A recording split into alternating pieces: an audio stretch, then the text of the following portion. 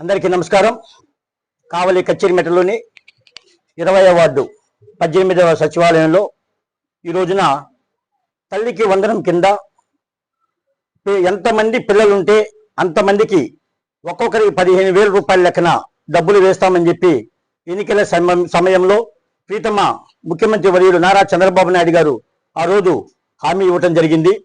ఆ హామీ ఇచ్చిన ప్రకారం ఈ రోజున ఎంతమంది పిల్లలు ఉంటే అంతమందికి నిన్నటి రోజున మరి 15,000 రూపాయల లెక్కన వేస్తే 2,000 రూపాయల లెక్కన ఆ యొక్క స్కూల్ ఖర్చులకి శానిటేషన్ వాటి కింద ఖర్చుల కింద ఖర్చు చేసుకుని ఒక్కొక్కరికి 13,000 రూపాయల లెక్కన నిన్నటి రోజున జమ చేయడం జరిగింది.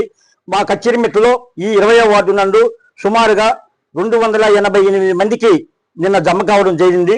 అందులో 2 కుటుంబాలకి ముగ్గురు లెక్కన ఒక కుటుంబంలో వాళ్ళు ముస్లిం సంబంధించిన వాళ్ళు. ఆమె మన అన్నపూర్ణ మార్కెట్ క్లాత్ మార్కెట్ లో గుమస్తాగా పనిచేస్తున్నది. పాపం ముగ్గురు ఆడపిల్లలు.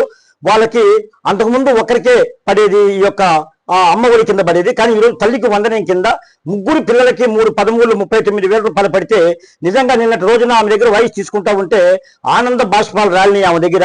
ఎందుకంటే ఒక్కసారిగా 39,000 రూపాయలు వాళ్ళ ఖాతాలో బ్యాంకులో జమ చేస్తే ఆ పిల్లలకి ఆ ఖర్చుల కింద అంతకుముందు అప్పులు చేసేది ఈ రోజు ఎంతో కొంత మిగిల్చుకునే పరిస్థితి వాళ్ళకు వచ్చినందువల్ల ఆ పిల్లలు కూడా వాళ్ళ వాయిస్ తీసుకుంటా ఉంటే వాళ్ళ ఆనందాలకి అవధులు లేకుండా పోయినాయి. ఎందుకంటే ఈ రోజు మాకు ప్రభుత్వం మా ఉన్నతమైన చదువులు చదువుకునేదానికి ఒక భరోసా కల్పించింది, మాకు ఒక ధైర్యాన్ని ఇచ్చింది.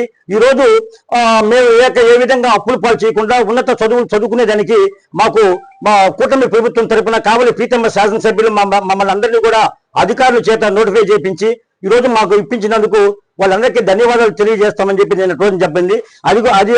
అందులో భాగంగా ఈ రోజున మా ఆడపడుచులు మా అక్కచెల్లెమ్మలు ఈ కచ్చేరిమెట్ల 20వ వార్డులో అన్న మా అందరికీ తల్లికి వందనం కింద మాకు అమౌంట్ పడింది, మేమందరం కూడా ఇలా పాలాభిషేకం చేయదలుచుకున్నాము ముఖ్యమంత్రి గారికి, అదేవిధంగా పవన్ కళ్యాణ్ గారికి, ప్రీతమ శాసనసభ్యులు కృష్ణారెడ్డి గారికి, మోడీ గారికి మాకు చాలా ఆనందంగా ఉందన్నా. ఈ విధంగా చెప్పిన ప్రకారం మాట తప్పకుండా మనము తిప్పకుండా ఈ ప్రభుత్వం మాకు సహాయం చేసినందుకు అని చెప్పి చెప్పగానే మేము కూడా వాళ్ళ మాటకి అక్కజల్లమ్మల మాటకి ఎప్పుడు కూడా అన్నదమ్ములు మనం తప్పకూడదు. ఎందుకంటే వాళ్ళ ఆశీర్వాదాలు మనకు చాలా బలాన్ని ఇస్తాయి. కాబట్టి వాళ్ళు చెప్పిన ప్రకారం ఈ రోజు ఇక్కడికి వచ్చిన తర్వాత వాళ్ళు ఎంతో ఆనందాలతో మరి కూటమి ప్రభుత్వం మన నారా లోకేష్ విద్యాశాఖ మంత్రి గారు, ముఖ్యమంత్రి చంద్రబాబు నాయుడు గారికి, ప్రీతమ శాసనసభ్యులు గారికి, కూటమి ప్రభుత్వానికి ఈ విధంగా పాలాభిషేకం చేసి వాళ్ళ ఆనందాన్ని పంచుకోవడం మాకు కూడా చాలా ఆనందం వేసింది.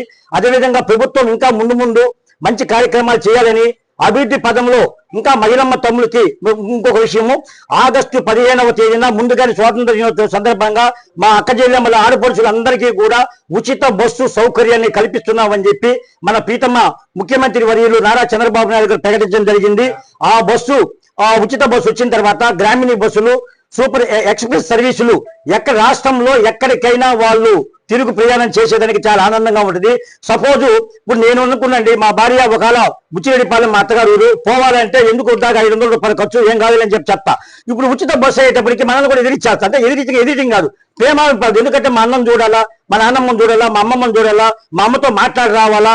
ఎందుకంటే ఉచిత కాబట్టి మనం కూడా వెళ్ళి రమ్మంటాం. అది ఎంత పథకం, ఎంత మంచి ఒక ఆడపడుచులకి ఒక ఫెసిలిటీ అంటే చాలా మంది ఎగతాళి చేశారు.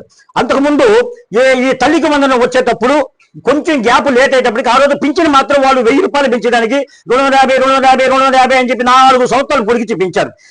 మరి ఈ కూటమి ప్రభుత్వం వచ్చిన తర్వాత నారా చంద్రబాబు నాయుడు గారు ముఖ్యమంత్రి అయిన తర్వాత ఒకేసారి 1,000 రూపాయలు పెంచడం జరిగింది. ఆ 1,000 రూపాయలు పెంచడం కూడా కాకుండా ఏప్రిల్ నెలలో నోటిఫికేషన్ ఇస్తే మిగిలిన 2 నెలల ఏరియర్స్ కూడా కలిపి 4,000 ప్లస్ 2,000 6,000 లెక్కన మేము ఇళ్లకు పోయి ఇవ్వడం జరిగింది. అదేవిధంగా ఈ రోజు కొంచెం లేట్ అంటే వాళ్ళు చేసిన గుంతలు పూడ్చుకునేటప్పటికి సంవత్సరం టైం పెట్టింది. ఎక్కడ పడితే అక్కడ చిన్న భిన్నం చేశారు. దానికి వాళ్ళు కొంతమంది చేతగాక ప్రభుత్వంలో చేయని వాళ్ళు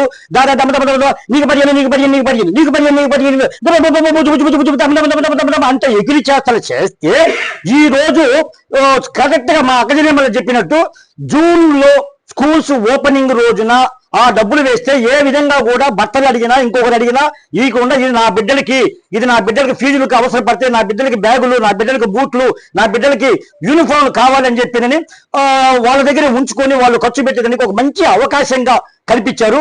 ఈ రోజు నిన్నటి రోజున తల్లికి వందనం పడ్డ డబ్బులు గత ప్రభుత్వంలో ఎవరైతే ఎకిలి చేస్తారని జగతాలు చేశారో ఒక చెంప పెట్టుగా ఉంటదని చెప్పి కూటమి ప్రభుత్వంతో పెట్టుకుంటే మీ పెకలాలు పెకలిచ్చి వేస్తారని చెప్పి ఈ సందర్భంగా వాళ్ళకు తెలియజేస్తూ మేము ఈ ప్రభుత్వం శాంతియుతంగా అందరూ కూడా వాళ్ళ యొక్క కుటుంబ అభివృద్ధి కోసం పాటుపడే విధంగా ఇంకా మంచి మంచి పథకాలు మరి కూటమి ప్రభుత్వం తీసుకుని వస్తుందని చెప్పి ఆశిస్తూ మున్ముందు కూడా అదేవిధంగా మన ప్రీతమ శాసనసభ్యులు అనునిత్యం కూడా సంవత్సరం నుంచి ప్రజా దర్బారు పెట్టి 24/7 ఏదైతే ఏ కార్యక్రమాలు వచ్చినా కూడా 20 ఏళ్ళు 30 ఏళ్ళ నుంచి ఏదన్నా పెండింగ్ ఉన్నటువంటి పనులు కూడా ఆయన అనునిత్యం కూడా సకల మీద సదరు అధికారులకు చెప్పి పనిచేపించి పెడతా ఉన్నారు.